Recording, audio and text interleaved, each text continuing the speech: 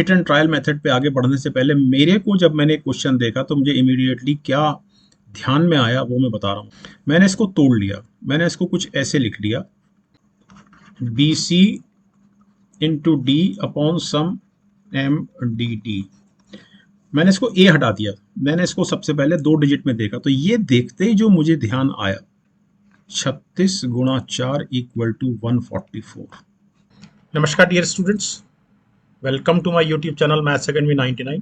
और आज की इस क्लास में हम सिविल सर्विसेज एप्टीट्यूड टेस्ट 2023 के पेपर के सेट ए के क्वेश्चन 14, 15, 16, 17, 18, 19, 20 7 क्वेश्चंस करेंगे। 7 क्वेश्चंस पिछली क्लास में किए थे।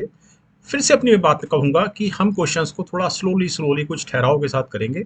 जहाँ जहाँ पर आपको समझाने की मेरे को लगता है कि ज़रूरत होगी वहाँ मैं थोड़ा ज़्यादा समय लूँगा और कोशिश करेंगे कि आपको कुछ शॉर्टकट्स में समझाऊं जो इस तरह के क्वेश्चन में जो इस साल आए हैं, इस तरह के क्वेश्चंस को बड़ा क्विकली सॉल्व करने में सहायक सिद्ध हो। तो डियर स्टूडेंट्स, मैं संजय मोहन भटनागर और शुरू करते हैं अपनी आज की class. So this is our first question of the class of today. 3 of the 5 positive integers p, q, r, s and t are even and 2 of them are odd. Not necessarily in order. Consider the following. 2 expressions दिए गए हैं और उन expression को हमें बताना है कि क्या वो डेफिनेटली इवन है या डेफिनेटली ऑड है। तो पहला एक्सप्रेशन लेते हैं, लेकिन एक्सप्रेशन लेने से मैं आपको इसमें ये समझाना चाहूँगा कि इसमें हमारे पास 3 केस बनेंगे। Just try to understand. Case 1, case 2, case 3। मैं आपको यहाँ पर ये सलाह दूंगा कि किसी भी रूप में आप इस तरह के क्वेश्चंस को P Q R S T को कुछ मान के, मतलब 4, 5, 6, 7, 8, 9, 12, 13 मान के ना करें। आपका आंसर गलत आ सकता है। तो मैं दिखाऊंगा भी गलत कैसे आ सकता है। तो केस 1 मेरे पास है कि जिसमें मैंने एस को ऑड लिया और पी को ऑड लिया। तो obviously Q, R and T ये इवन है। करेक्ट। अब हम एक्सप्रेशन पे आते हैं। So P plus Q is obviously odd because P is odd and Q is even, तो odd plus even is odd. R minus S, now R is even and S is odd, so this is odd. Minus T, but T is even, so it is even. So odd plus odd is even, plus even या minus even it is equal to even. Correct. दूसरा case लेते हैं। S is odd and T is odd. ये सबसे आसान case है। So obviously minus into S plus T यानी this value.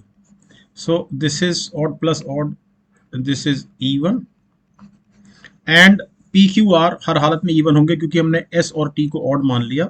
So this is even, so this is even, this is even इस second case में। तो obviously total is even. Correct. Third case देखते हैं। मतलब केस 1 में भी ये एक्सप्रेशन, पहला वाला एक्सप्रेशन इवन आया, केस 2 में भी पहला वाला एक्सप्रेशन इवन आया। केस 3 देखते हैं। P and Q are odd. ये सरल है, इसको मैं यहीं कर देता हूं। तो P and Q are odd, तो obviously P plus Q it is even, R is even, S is even, T is even, so whole expression is even. So ये बिल्कुल ठीक है, डेफिनेटली इवन। ओके, अब दूसरा वाला एक्सप्रेशन देखते हैं, ये वाला। तो यहां पर भी मैं बहुत क्विकली कर देता हूं। S and P are odd, so obviously this is even because 2 से गुणा हो गया। दिस इज ऑल्सो इवन और बाकी सब इवन है ही, ये भी इवन है, ये भी इवन है, ये भी इवन है। सो दिस इज इवन। किस केस में? केस 1 में। सो केस 1 में एक्सप्रेशन 2 इज इवन, ये वाला एक्सप्रेशन, ये वाला। ओके, अब केस 2 में देखते हैं। S is odd, T is odd, so obviously it is even, it is even, Q is even, P is even So 4 bar even means even, even plus even plus even plus even, and this is odd. So even plus odd is odd. So expression 2 is odd. तो expression 2 हमारे पास even भी आया, expression 2 हमारे पास odd भी आया। Case 3 पे जाने की जरूरत नहीं है, तो ये स्टेटमेंट गलत है, डेफिनेटली ऑड। तो इसका आंसर है ऑब्वियसली दिस। नेक्स्ट क्वेश्चन लेते हैं। Consider the following in respect of prime number p and composite number c। p plus C upon p minus C can be even. ये एक सरल पॉइंट है ये वाला। तो इसको करते हैं। अब यहाँ पर मैं आपको ये बताना चाह रहा हूँ, ये लिखा है कैन बी इवन, यानी इसका अर्थ ये है कि ऑड भी हो सकता है। Okay, now just try to understand कि मैंने p की वैल्यू 3 ली और c की वैल्यू मैंने एक बार 6 ली, एक बार 9 ली। जब हम 6 वैल्यू लेंगे, सो it is 3 plus 6 upon 3 minus 6, so 9 upon minus 3 अर्थात ऑड। अगर इवन होता है तो ऑब्वियसली ये स्टेटमेंट सही है, तो मैं इस बार 9 लेता हूं। So it is 3 plus 9 upon 3 minus 9, 12 बटे minus 6 equal to minus 2 even. तो ये स्टेटमेंट बिल्कुल ठीक है। यानी अगर यहाँ लिखा होता कैन बी ऑड तो भी ये सही था, लेकिन अगर ये लिखा रहता कि p plus C upon P minus C is conclusively even यानी ऑड नहीं, तब ये गलत हो जाता। ओके, तो I think the point is very clear. ये पॉइंट तो बहुत सरल है। 2p plus C can be odd, तो हम p को फिर से 3 ले लेते हैं। सो 2p इज इक्वल टू 6 और c को ले लेते हैं 9। तो obviously 2p plus c is 15 which is odd. तो बिल्कुल ठीक स्टेटमेंट है। PC कैन बी ऑड, बिल्कुल ठीक है। P equal to 3 and C equal to 9, so PC equal to 27। तो तीनों सेंटेंस सही हैं, इसमें तीनों एक्सप्रेशन सही हैं। So obviously D is the answer. Okay, next question लेते हैं। A three-digit number ABC on multiplication with D gives 3CDD, where A, B, C and D are different non-zero digits. What is the value of A plus B plus C? देखिए, ये hit and trial वाला question है। Hit and trial method पे आगे बढ़ने से पहले मेरे को जब मैंने क्वेश्चन देखा तो मुझे इमीडिएटली क्या ध्यान में आया वो मैं बता रहा हूँ। मैंने इसको तोड़ लिया, मैंने इसको कुछ ऐसे लिख लिया, B C into D upon some M D T. मैंने इसको ए हटा दिया, मैंने इसको सबसे पहले 2 डिजिट में देखा। तो ये देखते ही जो मुझे ध्यान आया, 36 गुणा 4 इक्वल टू 144। अब जब मुझे 36 गुणा 4 बराबर 144 मिला तो मुझे इसको इसमें अप्लाई करने की इच्छा हुई। तो मैं इसको इस तरह से करता हूँ, ये जगह मैं खाली छोड़ता हूँ। 4 संग 24 का 4, 2 हासिल 4 तिया 12 और 2 14, 1 हासिल 37 चाहिए हमको। तो 4 नम 36 और 1 37। सो ये जो A B C it is 936, north 3 12 और 6 18, इमीडिएटली आ जाता है। लेकिन ये कब आया, जब मैंने इस तरह से सोचा, इस तरह से। अब हम इसको एक हिट एंड ट्रायल मेथड से करते हैं। Just try to understand this thing कि हम A B C into D upon equal to 37 D D लाना चाह रहे हैं। तो obviously B and C can not be equal to 1, क्योंकि 1 1 अगर मैं माना है रख भी देता हूं तो मैं डी से गुणा करूंगा तो ऑब्वियसली डी डी मिलेगा। लेकिन यहाँ पर मुझे कोई इसका मैं हासिल नहीं मिलेगा बी से, तो यहाँ पर ए कुछ भी रखा हो 37 नहीं आएगा। Now D can not be equal to 2। उसका कारण यह है कि अगर मैं डी को 2 लूंगा तो मुझे यहाँ पर लेना पड़ेगा 6, सी की जगह 6 लेना पड़ेगा, तो छंग 12 आएगा। लेकिन 1 हासिल लगेगा तो फिर मुझे यहाँ पर 2 नहीं मिल पाएगा। हासिल लग जाएगा ना, मतलब मेरे को 1 हासिल लग के नंबर जो है वो ऑड हो जाएगा, 2 से मल्टीप्लाई कर रहे हैं। सो 2 is out of question. D बराबर 3 इज नॉट फिजिबल, बिकॉज 3 यहाँ पर तभी आ सकता है जब बी और सी 1 हो, तो बी और सी 1 हो ही नहीं सकता, वो मैंने अभी आपको बताया। So that is not possible. अब डी बराबर 4 लेते हैं। तो जब डी बराबर 4 लेते हैं, so B and C equal to 1 is not possible. 2 से 8 आ जाएगा, 3 से 2 4 तिया 12, लेकिन जब मैं 5 4 5 20 0 आ जाएगा, तो मैं b की जगह यहाँ फिर से b से मल्टीप्लाई करके d को 0 नहीं बना पाऊंगा। तो अगर मैं d बराबर 4 लेता हूँ और मैं c की जगह 5 लिखता हूँ, सो इट इज 4 5 20, और यहाँ पर मैं लेता हूँ 4 7 28, 28 और 2 30। अब 3 हासिल आया, तो यहाँ कोई भी ऐसी संख्या नहीं है जिसको 4 से मल्टीप्लाई करके 3 जोड़कर मुझे 37 आ जाए। मतलब 4 का मल्टीपल 34 नहीं होता है। यानी d बराबर 4 with c equal to 5, with c equal to 5 is not possible. Okay, अब c इक्वल टू 6 लेते हैं। तो जब हम c इक्वल टू 6 लेते हैं, सो इट इज 6, 4 छंग 24, 2 हासिल, मैं यहाँ 3 लिखूंगा, 4 तिया 12 और 2 14, 1 हासिल, 4 नम 36 और 1 37। So 936 is the number ABC and obviously sum 6 और 3 9 और 9 18। सो नेक्स्ट क्वेश्चन लेते हैं। For any choices of values of x, y and z, the 6-digit number of the form x, y, z is divisible by, ये 11 से तो immediately divisible है, immediately 11 से divisibility का पैमाना की पहचान ये है कि x minus Y plus Z minus X, एक प्लस एक minus, plus Y minus Z should be 0 और a multiple of 11 if this number is to be divisible by 11, so it is 0 of course। तो 11 से cut रहा है, इसमें कोई doubt नहीं है। लेकिन मैं इसको इस तरह से करूंगा। अब ये जो नंबर है, ये नंबर लिखा जा सकता है हर हालत में,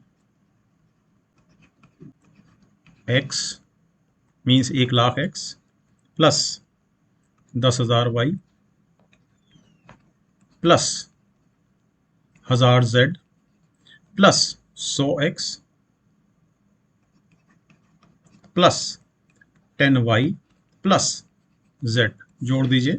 सो इट इज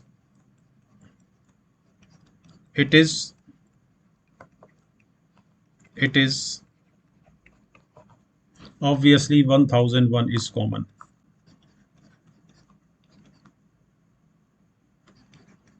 ठीक, and this 1001 it is divisible by 7, 7 ही कम 7, 3 बचा, 7 चौक 28 और 7 तिया 21। ओके, 7 से डिविजिबल है, 11 से हम निकाल ही चुके हैं। 13 और देख लेते हैं, 13 सत्ते 91, 9 13 सत्ते 91, तो 13 से भी डिविजिबल है। सो इट इज दिस। और दूसरी एक बहुत छोटा सा शॉर्टकट ये ध्यान रखिए कि दिस, ये जो लिखा हुआ है X Y Z it is of course equal to X Y Z into 1001। इसको पूरे को नंबर माना है, जिसका फॉर्म इस तरह से है जब आप इसको अलग करके लिखते हैं इकाई दहाई सैकड़ा में। Okay, next question. 125 125 identical cubes are arranged in the form of a cubical block, how many cubes are surrounded by other cubes from each side. ये एक आसान सवाल है। आपके पास एक ऐसा क्यूब है, एक बड़ा क्यूब है जो 5-5 क्यूब से बना हुआ है, यानी कि 5 क्यूब की लंबाई, 5 क्यूब की चौड़ाई, 5 क्यूब की ऊंचाई। ओके, तो अर्थात ये अगर मैं इसका बेस बनाऊं समथिंग लाइक दिस, तो ओके, तो ये सब क्यूब हैं। अब मुझे जो मेरा जो कंसर्न है, how many cubes are surrounded by other cubes, तो ये वाले जो क्यूब्स हैं,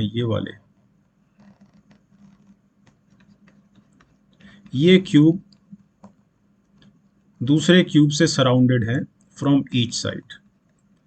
तो इट इज 3 तिया 9 और ऑब्वियसली 3 ऊपर होंगे इसकी हाइट के लिए, तो 3 तिया 9 तिया 27। So answer is a. आसान सवाल था ये वाला। Next, how many distinct 8-digit numbers can be formed by rearranging the digits of the number 11, 22, 33, 44 such that odd digits occupy odd position and even digits occupy even position। यानी it is something like this: 1 2 1 2 3 4 3 4। कितने प्रकार से आप इसको लिख सकते हैं, ये पॉइंट है, ताकि odd digits odd position occupy करें और even digits even position occupy करें। Okay, now just try to understand कि अगर मैं ऑड नंबर को अलग निकाल लूं तो मेरे पास ऑड नंबर ये है, और इवन नंबर को अलग निकाल लूं तो इवन नंबर ये है। सिर्फ इनके प्लेसमेंट की बात है, लेकिन इससे 1133 से मेरे पास डिफरेंट परमुटेशन कितने बन सकते हैं। तो मेरे को एक नंबर तो ये हो गया 1133, एक हो गया 1313, नेक्स्ट हो गया 1331। अब मैं 1 को 3 से और 3 को 1 से रिप्लेस कर देता हूँ। सो इट इज 3311 3131 और 3113। ये 6 नंबर हुए, 1 2 3 4 5 6। तो 6 यहां से आए इसी प्रकार से, करेक्ट। अब ये वाली इवेंट और ये वाली इवेंट आपस में इंडिपेंडेंट है। तो इंडिपेंडेंट होने के कारण जो नेट रिजल्ट आएगा वो आएगा 6 गुणा 6, सो दिस इज 36। ओके, इससे पोजीशन पे कोई फर्क नहीं पड़ेगा क्योंकि आपने 1133 आपने बीच में प्लेस किए हैं 2244 ये वाला। अगली बार आप 1311 यानी कि 1311 और इसके बीच में आप एक दूसरा कॉम्बिनेशन जो बनेगा को डाल सकते हैं। तो जो हमारे पास परिणाम आएगा ऑब्वियसली वो 6 गुणा 6 आएगा। ABC working independently can do a piece of work in 8, 16 and 12 days respectively. A alone works on Monday, B alone works on Tuesday, C alone works on Wednesday, A alone again works on Thursday and so on. Consider the following statement. तो इसको statement लिखने से पहले समझने से पहले ये बना लेते हैं कि मंडे, ट्यूसडे, वेडनेसडे। अब ए 8 दिन में काम पूरा करता है तो एक दिन में 1/8 करेगा।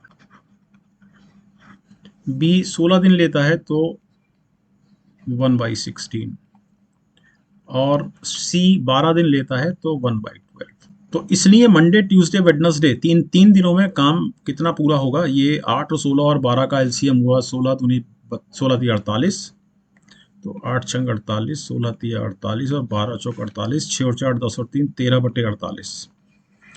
करेक्ट। इसका मतलब ये है कि अब काम चूंकि 13/48 हुआ तो थर्सडे को भी चलेगा,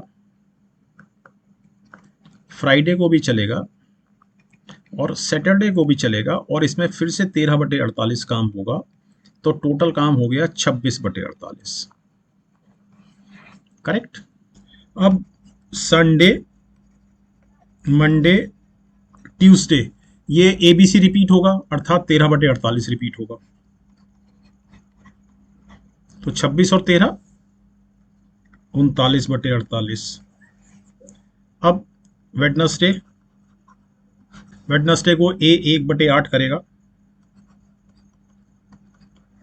अर्थात 6/48 करेगा, तो 39 प्लस 6/48 अर्थात 45/48। अब 3/48 काम चाहिए। अब आया थर्सडे को 1/16 ये B काम करेगा। नौ 1/16 इक्वल टू 3/48 अर्थात काम थर्सडे को खत्म होगा। तो ये स्टेटमेंट बिल्कुल ठीक है। The work will be finished in 10 days, एक हफ्ता पूरा, तो यहाँ तक 7 डेज, 8, 9, 10, 11, तो the work will be finished in 10 days no, तो option A is the answer. Okay, तो thank you very much dear students for watching this video. और अब नेक्स्ट क्लास में हम इसके सिविल सर्विसेज CSAT 2023 के कुछ और क्वेश्चंस लेंगे। तो मिलते हैं अब नेक्स्ट क्लास में। Thank you.